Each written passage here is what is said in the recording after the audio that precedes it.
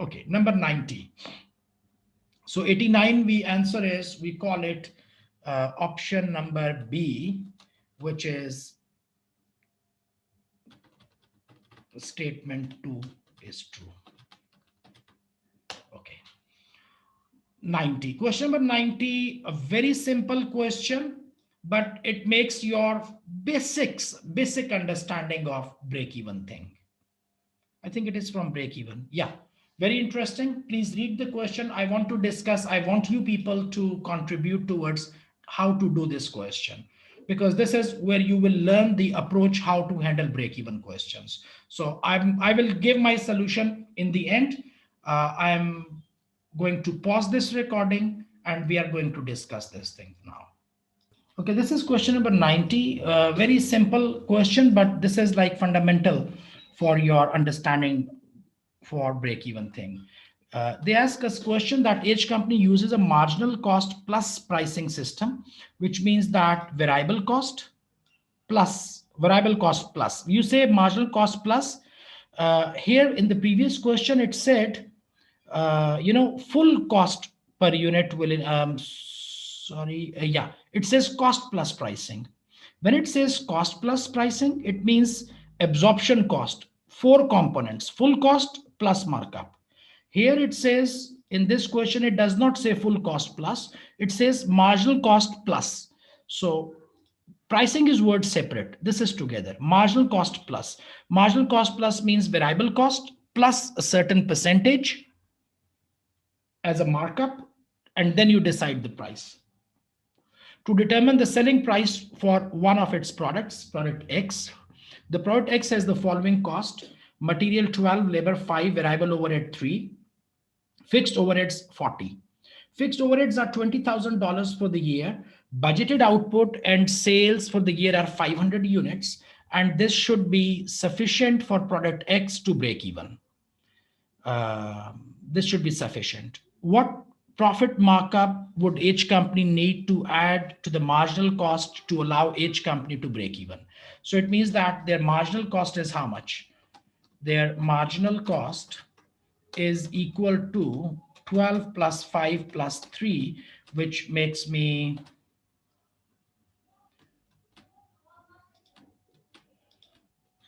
20. So marginal cost is 20. And they say what markup you should be adding, what profit, what markup, what percentage markup we should add up here, so that we come to a selling price,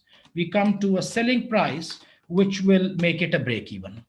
Now, what usually we should be doing in this question, always remember that you should be thinking like, never think about fixed cost per unit. Okay, this is a very dangerous thing, because fixed overhead per unit, how did they calculate? It is based on your fixed overheads divided by your whatever output is there. Okay, so if your output goes up or your output goes down, your fixed overhead per unit will also go up or go down, but your total will remain same. So whenever you talk about fixed overhead things, always think about total fixed overhead.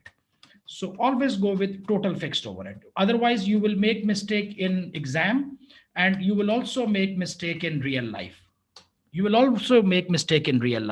I have seen many management accountants making calculations and making budgets where they mess up with the budget by taking fixed overhead per unit.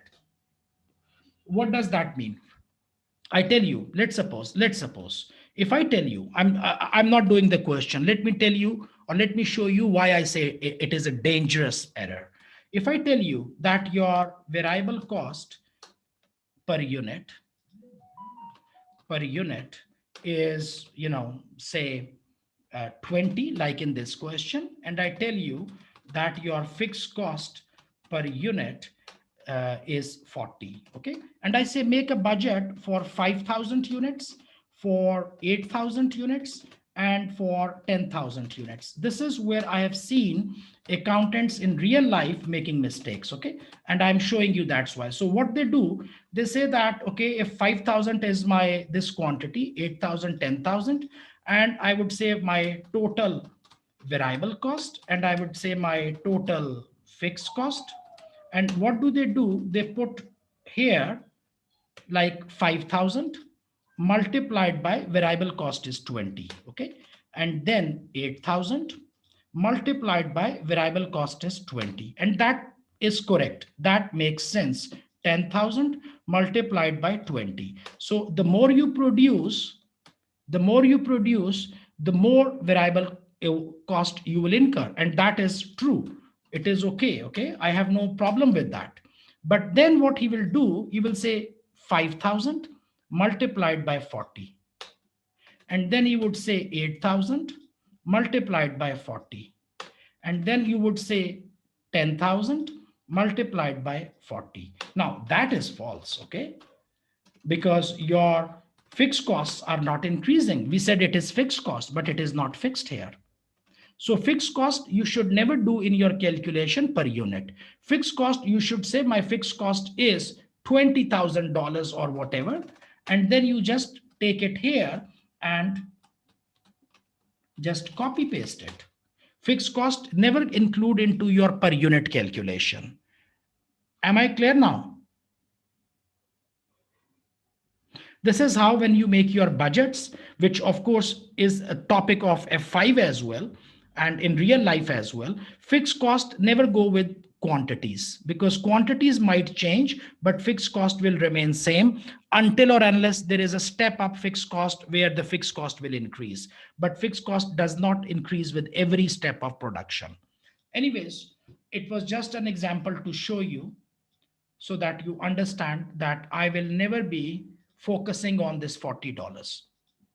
I should be focusing on 20,000. So we would say that total fixed overhead is 20,000 and my budgeted production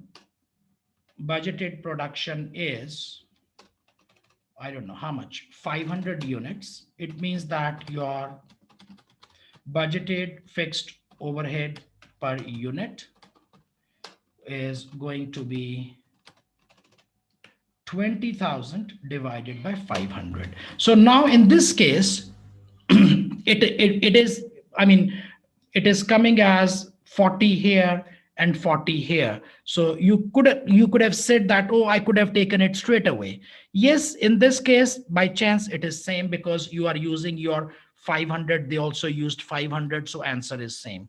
But there is a possibility that when you change the production, this might change. So therefore, it is better that don't take number from here, just ignore it and always go with the total. Because when you pick up the total, you are on the safe side. So now it means that break even is what? Break even means where your sales price is equal to total cost. Or you can call it, total revenue is equal to total cost, which is like sales price is equal to my variable cost plus my fixed cost. So my sales price should be, variable cost is 20 and fixed cost is 40. Therefore, my sales price should be 60. Now, if you are putting sales price 60, so what percentage? The question, it said that what profit markup would be. So how much you are charging? You have a variable cost of 20 and you are selling the product for 60. So remaining inside $40 is what you must add as a markup. Okay. You must add as markup. So it means that your markup should be $40. If markup is $40, then percentage, it should be 40 divided by 20 into 100, and which makes you 200%. The answer would be 200% for this question.